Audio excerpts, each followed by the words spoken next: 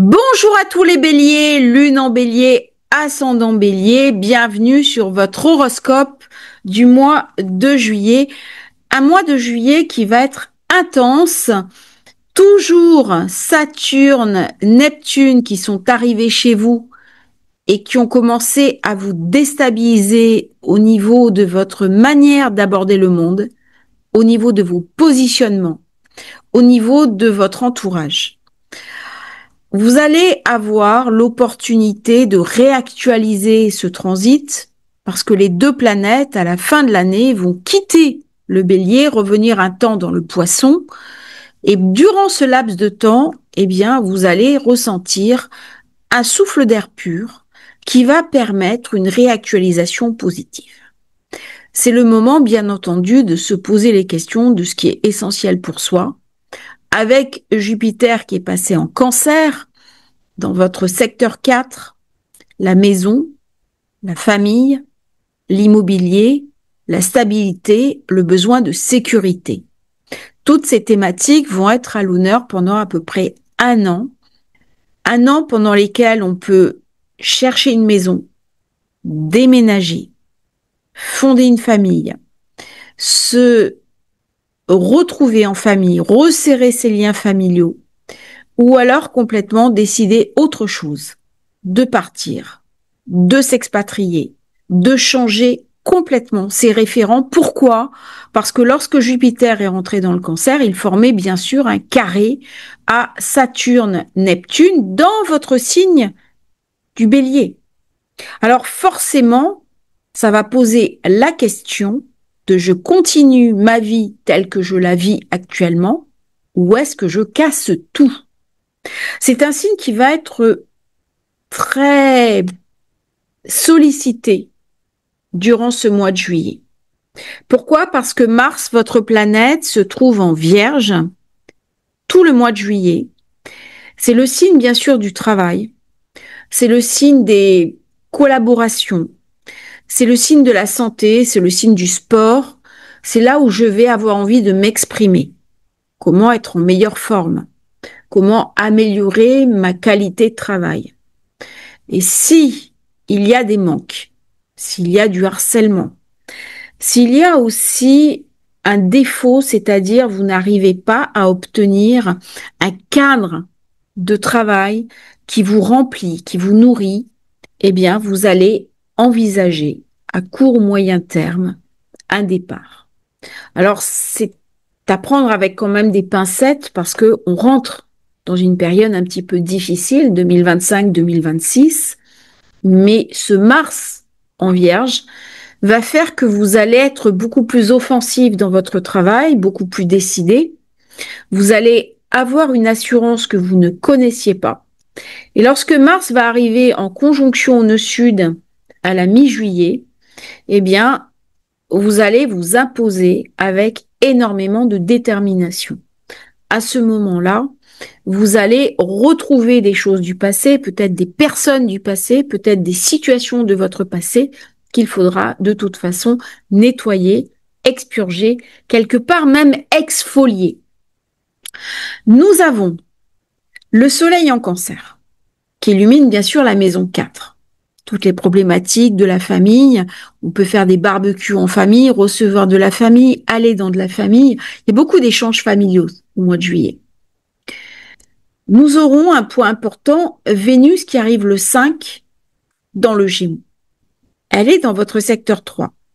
La communication, les échanges, la négociation, très bon pour les commerciaux, très bon pour les personnes qui vendent des œuvres d'art, la mode, l'esthétique. Et le 5, nous avons Uranus qui arrive enfin dans le Gémeaux. Il va y rester à peu près 8 ans. Je vais vous faire la vidéo sur le sujet. Il va mettre l'accent sur la technologie, sur tout ce qui est innovation, sur tout ce qui est progrès, le digital, le marketing, l'intelligence artificielle. Pour vous, en tant que bélier, vous pourriez très bien créer une société dans ce domaine. Ça va améliorer vos compétences. Vous allez vous sentir très à l'aise. Pourquoi? Parce que le bélier est un signe de feu. et le Gémeaux, signe d'air, donc l'air attise le feu, on se sent en affinité, même si ça va vous demander une certaine adaptation. Au moment où Uranus passe dans le Gémeaux, il fait cette conjonction avec Vénus qui lui ouvre la porte. Et on ouvre enfin le portail dont le point focal est le Bélier. Alors la porte, c'est ça, Uranus-Vénus, Pluton, et ici un goulet. C'est le passage Saturne-Neptune. On est au tout début d'un changement majeur pour tous les natifs du Bélier. Comment je vais le vivre? Qu'est-ce qui ne fonctionne plus? Qu'est-ce qui n'arrive plus à se mettre en route? Eh bien là, on est invité à se lever, à décider de nouvelles choses pour sa vie, à prendre en main son destin, à se faire confiance et surtout aller de l'avant. Nous aurons beaucoup de planètes rétrogrades. Nous avons Pluton rétro. Nous avons le 5, Neptune qui devient rétro. Le 13, nous avons Saturne qui devient rétro. Et Mercure qui devient rétrograde le 18. Ce qui veut dire que j'ai très envie d'avancer. Je pousse en avant et je vais, avec toutes ces rétros, eh bien, me prendre comme un mur. J'ai Uranus qui est explosif. Chaque fois qu'il change de signe, c'est une mini-révolution. Mais par contre, je vais me retrouver dans une forme d'impasse. Je ne sais pas où me diriger. Je ne sais pas comment canaliser ces énergies du portail, qui est un portail de chaos. C'est-à-dire, je suis invitée à accepter l'instabilité qui rentre dans ma vie pour y donner forme, pour y donner corps. Ça se déroule, ça c'est l'ingre du passage d'Uranus entre la maison 9, la maison de la découverte, et la maison 10. Ce qui fait que ça va mettre l'accent sur le professionnel. Votre capacité à accepter d'autres cultures, à voyager, à découvrir le monde et peut-être vous expatrier. Donc voilà un petit peu les grandes énergies avec le soleil, bien sûr, qui va passer du Cancer en Lion le 23 juillet. Donc voilà un petit peu ces énergies très ambiguës du mois de juillet. Ça va être un mois pour vous très intéressant. C'est le mois des vacances. C'est un mois où on est invité à se reposer. On a envie de faire plein de choses, mais c'est quelque part trop tôt.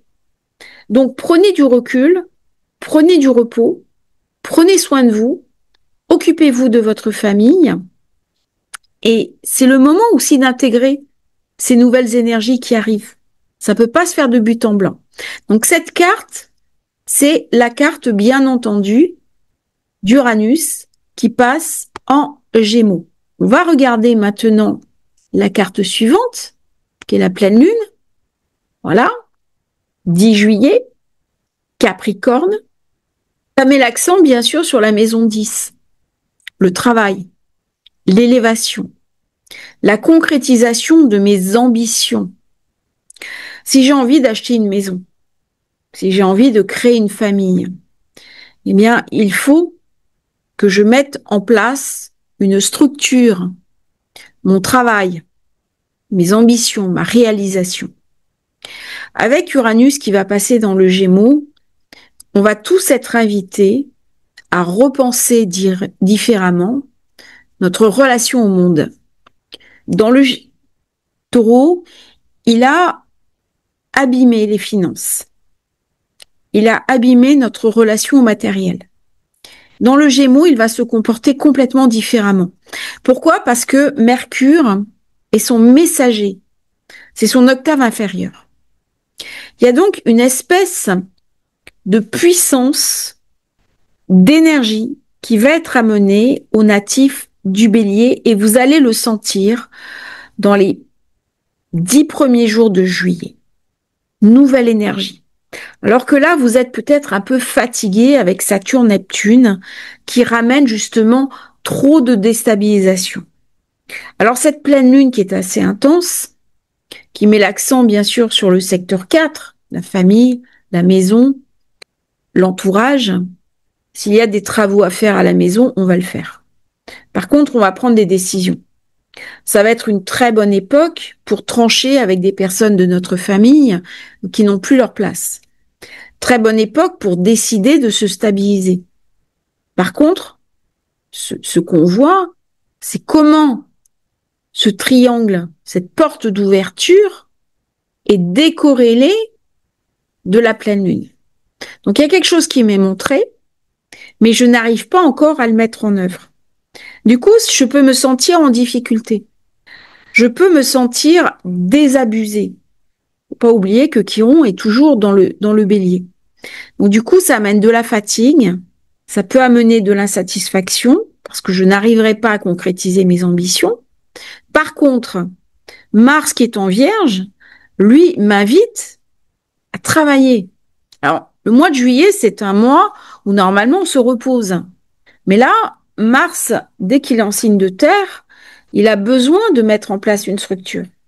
Donc il organise, il planifie, il structure, et de cette structure, je peux tirer une quintessence pour ma propre vie.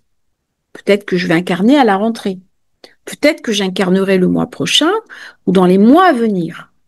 Mais là, il y a un grand talent, une poussée en avant, même si ça se fait dans le signe des cancers, la pleine lune, la lune étant Capricorne.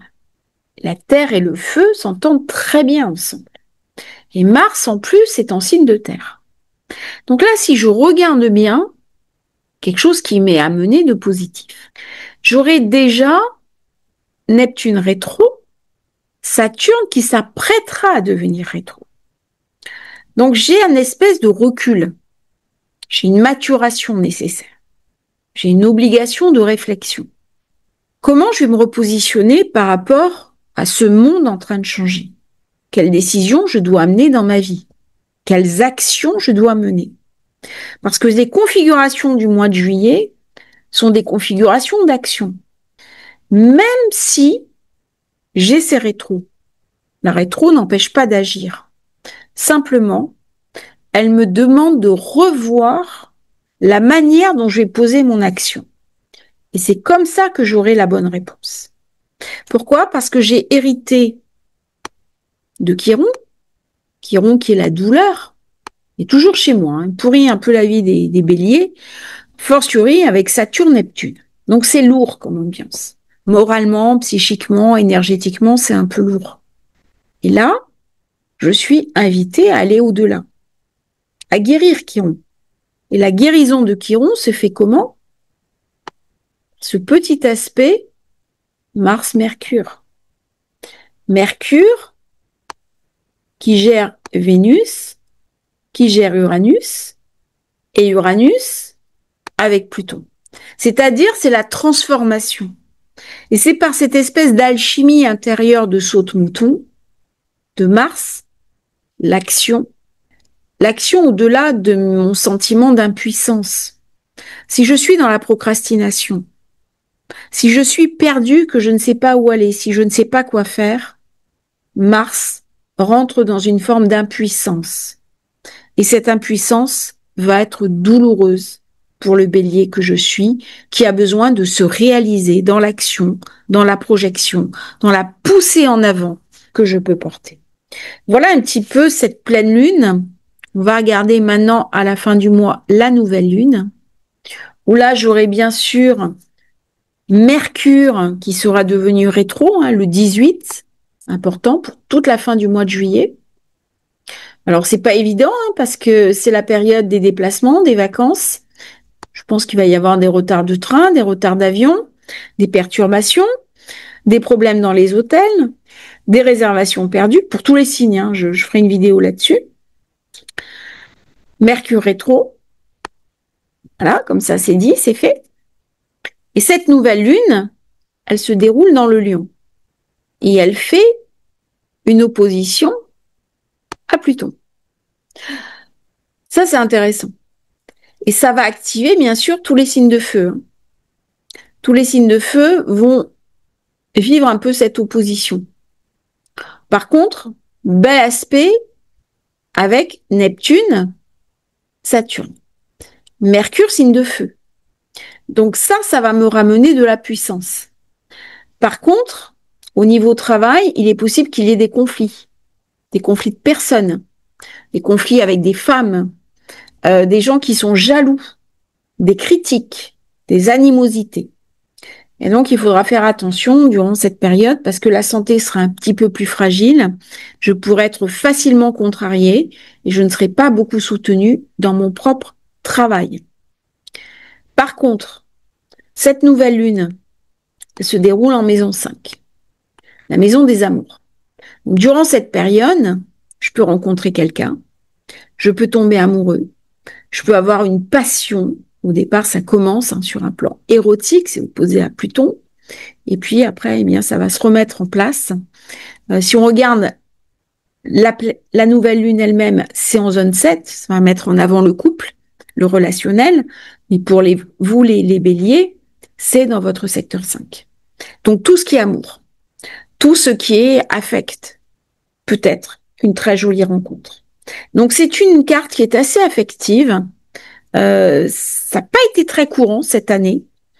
Et si je regarde bien, Vénus m'amène de la communication, Jupiter, la maison, la famille, le foyer, le besoin de sécurité. Et je pense que dans l'été, on va être nombreux à faire des jolies rencontres et peut-être à la rentrée se mettre en couple. Donc voilà un petit peu ces configurations pour le mois de juillet, avec toutes ces rétros. Beaucoup réfléchir, beaucoup s'intérioriser, ne pas hésiter à prendre des risques, ne pas hésiter à aller au-delà de ce qui nous est raconté et peut-être une jolie rencontre à la clé qui va venir nous émerveiller. Dernier petit point, la lune noire qui se trouve en secteur 8, dans un secteur très érotique qui va mettre en avant bien sûr ma sensualité, mon désir, ma propre libido, ce qui va bien entrer en synergie avec cette nouvelle lune dans le secteur 5. Alors la nouvelle lune, en général, c'est quelque chose de nouveau qui démarre. Donc, eh bien, place à la découverte, place à l'émerveillement et place aux belles histoires de la vie. Je vous souhaite un merveilleux mois de juillet. Profitez si vous êtes en vacances. Si vous souhaitez commander thème de naissance Révolution solaire, le lien dans la description. À bientôt pour un nouveau partage et merci pour votre fidélité à Astrologie Facile.